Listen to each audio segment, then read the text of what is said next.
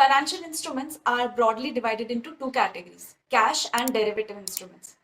Now, cash instruments are the ones that include securities like stocks and bonds and loans and deposits. These instruments are highly influenced by the market conditions, which means any fluctuations in the market will directly impact the value of the cash instruments. And the second type is derivative. Word derivative means to receive or obtain something from the source. For example, wood is a derivative of a tree. Now, in terms of finance, derivative is a product that obtains its value from a source like equity stocks, bonds, commodities, etc. These sources are known as underlying assets. So, in brief, derivative instruments derive its value from the various underlying assets. There are two main reasons why investors use derivatives. First is hedging. Hedging means avoiding or reducing the risk of loss which may arise due to some uncertain events. You can think of it as similar to the concept of insurance. So I repeat, it is similar to insurance, but they are not the same. Now let's understand this with an example. Suppose an investor is already holding some shares of a company. Now, in order to avoid the risk of falling prices at the time when the investor wants to sell, he enters into the contract today by taking short position. Short means to sell at a price higher than the purchase price. This way, investor has fixed its selling price and also avoided the risk of loss if the prices fall. And the second reason is speculation. Speculation means trading with the risk in a hope of large gains. Now, because risk is considered, the chances of making losses are also very high.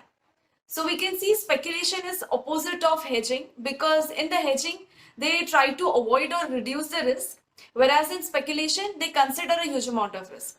So these were the two main reasons. Now moving on for the types of derivatives. There are four types: futures and forward contracts, swaps and options. Starting with the futures contract first. In this, two parties come together to enter into a contract wherein one is on the buy side, also known as long, and the other is on the sell side, known as short. They both agree to buy and sell at a fixed price and on a fixed date. So this is the basic format of the contract. Understanding better with an example. Suppose an investor enters into a contract to buy some shares of company A from the seller at fixed price, let's say at rupees 60 after a month. So the price is fixed at rupees 60 and the tenure is 1 month. Now after a month on expiry, assuming the price of the share goes to 70, irrespective of the price that is there in the market, buyer will buy at 60 from the seller. Buyer is gaining in this case because of being able to buy at less than 70, whereas seller is losing on the other side. Now instead of 70, if the price goes down to 50, the seller will gain and the buyer will lose with the difference of 10 rupees. They also have some key features, like they are standardized. Standardized means all the terms of the contracts like lot size, price, expiry date and the other things are specified by the exchange, and the terms cannot be customized between the two parties. Next is they are regulated and only exchange traded. And the most important feature of the futures contract is it is mark to market, meaning all the contracts gains and losses are settled on a daily basis. The second type is forward contract. The format of the forwards is similar to the futures, where both the parties come together to buy and sell an underlying asset at a fixed price and time. Now the difference is terms of the agreement in the forward contracts are not standardized. Instead, they can be negotiated and customized between the two parties. And the other one is they are OTC traded and unregulated. OTC stands for over the counter, which means trading takes place outside the formal exchanges. Because forwards are unsupervised, there is a possibility of default risk. Default risk means either of the party not making the payment. So forward and futures are similar, at the same time different in many ways. Moving on to the third one, swaps. Swap means exchanging one thing for another. So it is an agreement between the two parties in which they exchange cash flows at specified time intervals over a period. So suppose there are two investors holding stock A and B. They decide to enter into a contract where they will swap equity return for another equity return, which means whatever return is generated by stock A and B gets exchanged between the first and the second investor at regular intervals. Again, swap contracts are OTC traded. After swaps is the last one, options.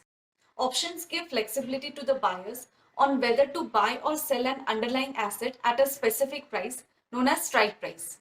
On the other hand, sellers don't have the choice. They have the obligation to buy or sell. Options are further divided into two types, call and put. In the call option, the buyer has the right and not the obligation to buy an underlying asset. And the reason why they buy call option is when they expect an increase in the price. Suppose a trader is bullish on stock A, so he buys 1 month call option at a strike price of rupees 100. To buy a call option, the buyer has to pay a premium, let's say rupees 5. Now if the price during the expiry goes to 150, the buyer will exercise the option because the buyer is only paying 100 for the same share which is now trading at 150.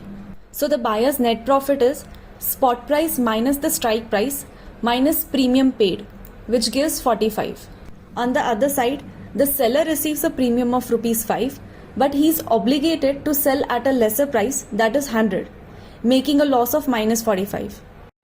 Another type of option is put, in which the buyer has the right and not the obligation to sell. Buyers opt for put option when they expect the price of the underlying will decrease. We'll see one more example for this.